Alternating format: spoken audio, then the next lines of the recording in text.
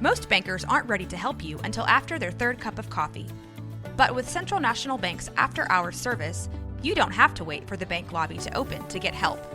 You can contact us from 6 to 8:30 in the morning or from 5 to 10 in the evening, and we'll connect you to a real, live, local person who can answer questions and fix problems 7 days a week. Bank different. Bank Central. Central National Bank. Member FDIC. This is a Rogue Media Network podcast.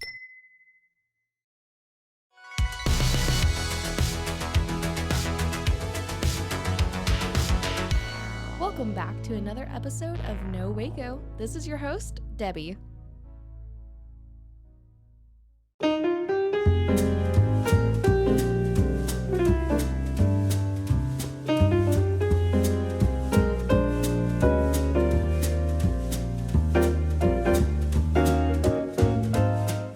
Welcome back to another episode of No Waco. I'm your host, Debbie, and today we have a very special guest. As you can see, we're not in our usual studio. We're in Balcones here in downtown Waco. And introduce yourself. Hi, I am Mike Foley, and I am the author of 3 cocktail books and 1 cookbook. Yay! Well, we're so glad to have you on the podcast today. And we're so glad to be here in Balcones, just soaking up the beautiful atmosphere and, of course, being surrounded by your lovely works. We are here today to talk about one of your newest cookbooks, as well as talk about some of your other cocktail books. Tell me about that. Absolutely. So I started out in 2015 with Drinking with the Saints, The Sinner's Guide to a Holy Happy Hour. And in the book, I give you beer, wine, and cocktail suggestions for the various feast days of the church year. Wow, that's absolutely amazing. And so you built on top of that to making 3 other books. What has that been like? Well, it's been a lot of fun. I mean, a lot of drinks, right? Well, talking about a great research project. Yeah. So we came out with Drinking with the Saints. It was a big success. 2 years later, we came out with a special Christmas book, Drinking with Saint Nick. I love. 2 years after that, Drinking with Your Patron Saints. And then after that, most recently last year, a cookbook, Dining with the Saints. I figured after all those cocktail books, I should probably have something to eat. Yeah. So, yeah. So next, dessert. Oh, absolutely. So Deserting with the Saints, that doesn't sound quite right. Maybe not as good. We'll workshop the title. Exactly. We'll go through it. Well, one of the first questions I love to ask our guests on the show is, what brought you to Waco, or are you a Waco native? What's your Waco story? My Waco story is that I was offered a job by Baylor University in 2004, and I took it, and I'm so glad I did. So now this is my 20th anniversary in Waco. Congratulations. My family and I love it. I had a wife and 3 kids when I first got here. We now have 6 kids. So 3 native Texans, 3 non-native. It's kind of a mixed family, but it's been great. I love that. And so what do you teach at Baylor?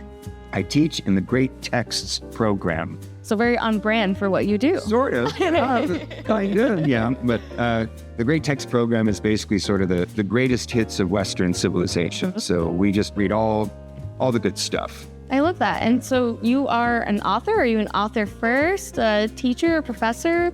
What would you call yourself? I love being an author, and I love writing cocktail books, but I'm not going to quit my day job. I love to teach. I love being a professor at Baylor. I love that. That's what's most important to me. I love that. That's fantastic. And this is really just beautiful that you've been able to take your passion and your job and just be able to bring that together. So obviously explain the concept behind the book. So you know how, well, I have a cookbook, and you know there are cookbooks, lots of cookbooks on the market that give you food ideas for the various holy days of the year. But I looked around and I could not find a single Christian bartender's manual that did the same thing. So I thought, here's a gap that needs to be filled. And it's been very well received. Not just, it follows the Catholic calendar, but it's been received by Christians of all stripes very well. So I was very happy to hear that. It has a good ecumenical impact. And what are some of the feasts that people might not know that are very important? Well, there are a lot. There are 365 days on the calendar. Not everyone in the Catholic calendar has an official feast day, but almost every other day. Wow. So, which one's your favorite? Maybe that's what I should be asking. So I do most of my work on St. Augustine. He was an early church father, very influential for both Catholics and Protestants. I love St. Augustine. And so I have not one, but 2 cocktails Wow. in his honor in the book. So how do you decide what kind of cocktail meets each kind? That's a great question. And obviously we don't know the drinking habits of a lot of the early saints, especially because they didn't have cocktail options. Yeah. Right? Hard liquor. It was just wine. Exactly. It was just wine and beer. Hard liquor wasn't invented until the Middle Ages or beyond. With more recent saints, we actually do happen to know what their drinking preferences were. But in the case of the earlier saints, I would take maybe a symbol of theirs in Christian art. Like if they have a symbol of a pomegranate, which is a symbol of generosity, that's in their iconography, then I can pair it with something that involves grenadine. I love that. Which is made with Yeah. I was giving a talk once and a lady asked me, why did you pair this particular drink with this particular saint? And she said, and I gave the explanation and she replied, well, that's a bit of a stretch. And I said, Madam, may I assure you, the entire book is a stretch. I'm pairing booze and saints. What did you think was going to happen? I love that. And with that, I know you said there was really a gap for you to fill, but why do you think it's so important for this to be out now? I do think the purpose of these books is not to encourage drinking. The purpose of these books is to encourage a healthy Christian culture. I love that. Because for me, the purpose of drinking is fellowship and good conversation. That's amazing.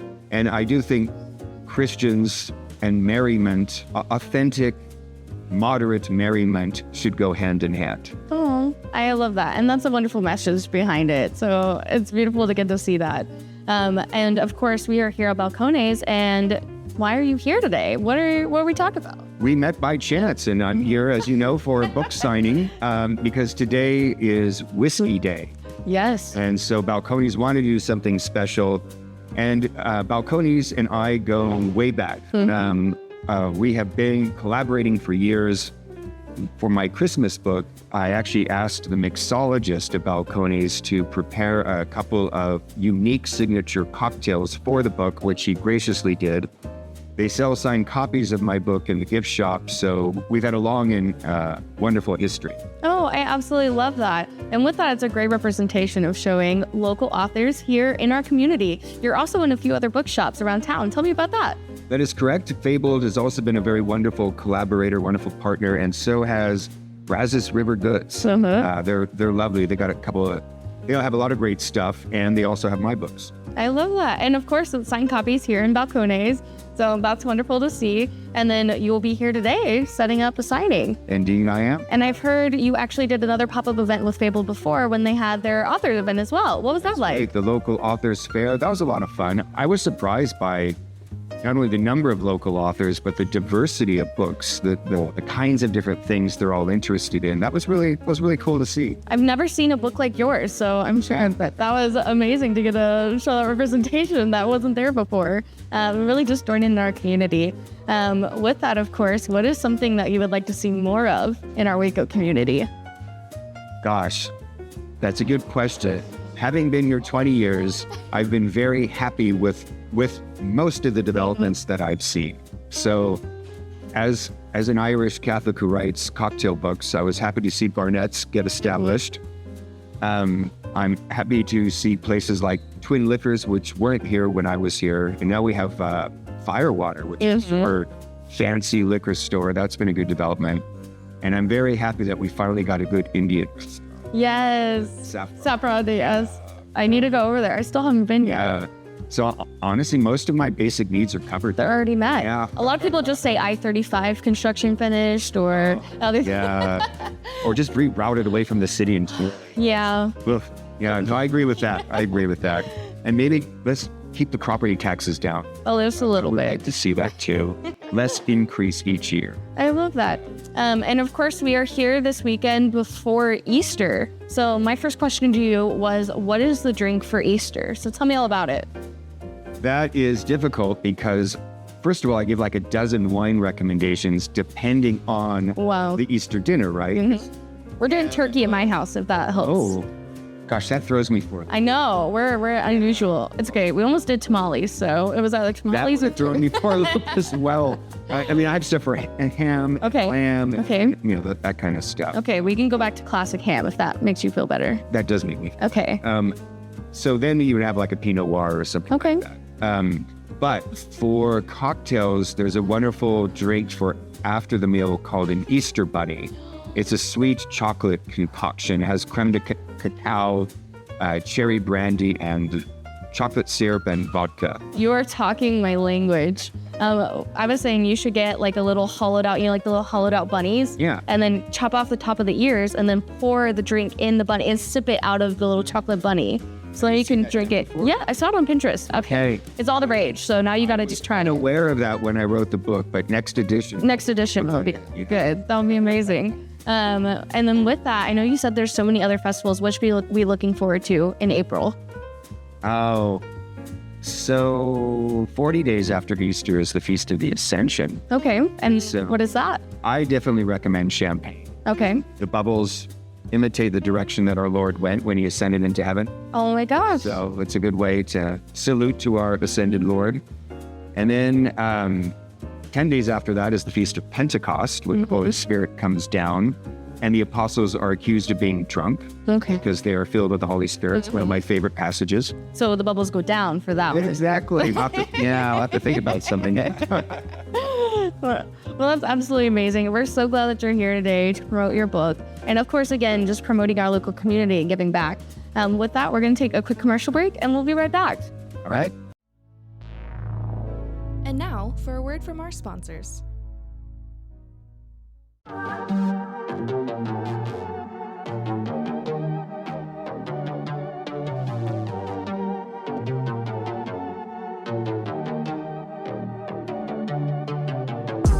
Hey y'all, I'm April. Hi, I'm Caroline. And we have a new podcast for you. What's it called, Caroline? Bloody Happy Hour. It's going to be your new favorite guilty pleasure. We're going to talk about some bloody stuff. Serial killers, true crime, rapists. Why not join us? We'll have a good time. You literally never know. I don't know what I'm going to say. Bloody Happy Hour. Apple Podcasts, Spotify, or wherever you listen to podcasts. Hey, I'm Blair. And I'm Brittany. And we're the host of By the Cover Podcast. We cover everything from mysteries, thrillers, romance, chick lit, and even some smut. Don't forget the smut. Yeah. We're so excited to get this thing going and share this with you guys. We've been talking about this for months, and it's finally happening. Yes. Special shout out to Rogue Media for helping us with this. For sure. You can find us on Instagram at bythecover_podcast. You can also find us on Facebook and TikTok, so don't forget to give us a follow on those two also. And we are so excited to dive into some of our favorite books and share those with you. We can't wait. Hope you love it.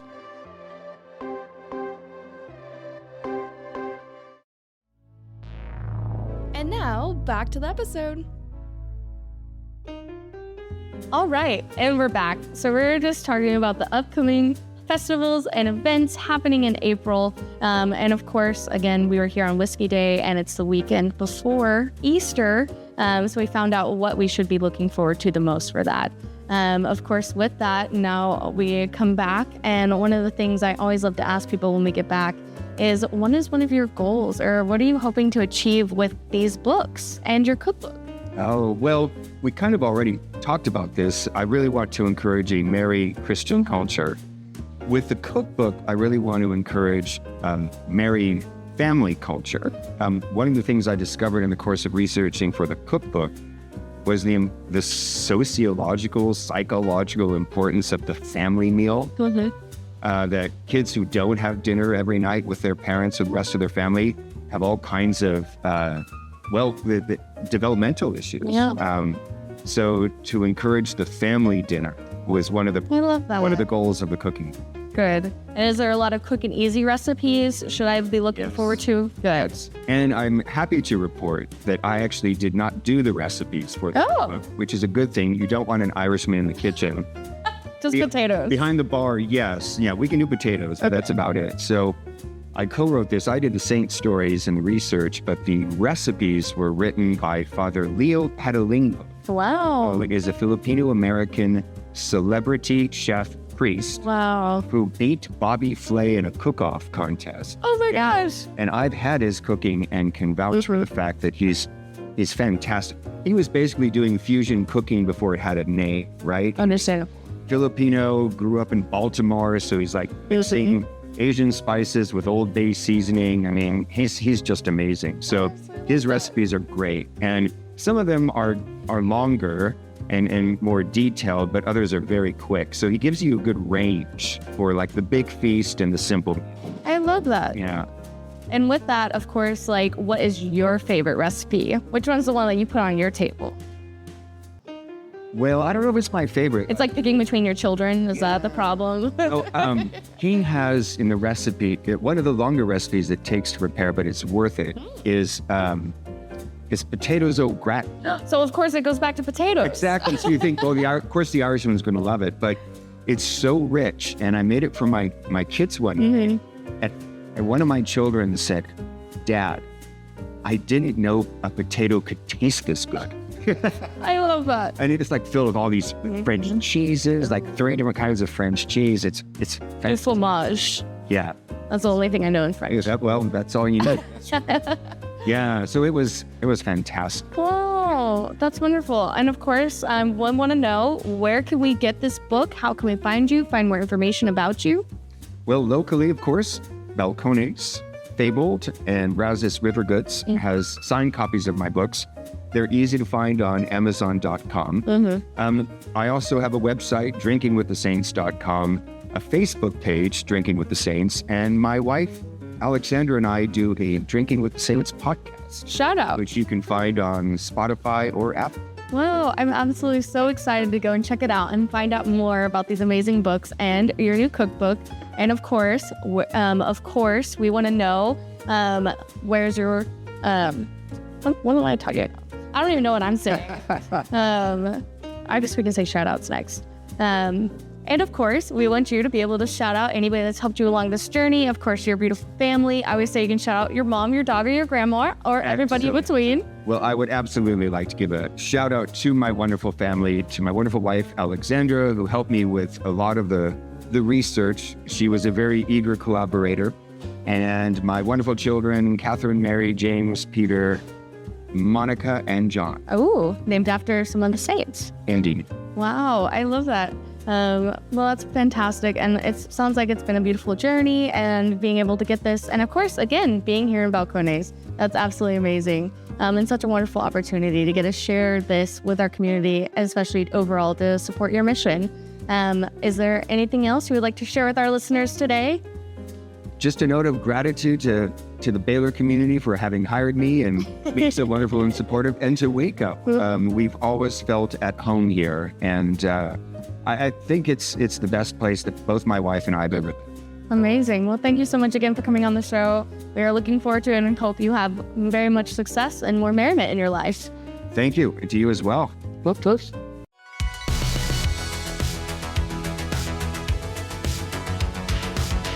Find us everywhere on all social media platforms, KNOW_Waco. Check us out at roguemedianetwork.com, and we're on YouTube under Rogue Media Network. Check out nowaco.com.